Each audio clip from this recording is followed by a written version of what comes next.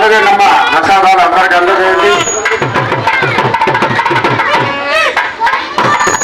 శివరామని వాళ్ళే బండి వాళ్ళకి పట్టుకోండి, ఎలా వేస్తారు చూడండి. అవకాశం ఉంటే ప్రయత్నం చేయండి. తెలుగుగా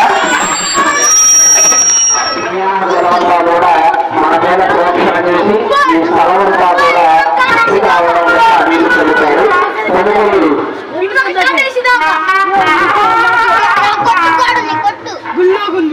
చక్కగా స్వామివారికి అనేటువంటి కార్యక్రమాన్ని నిర్వహిస్తూ ఉంటాం.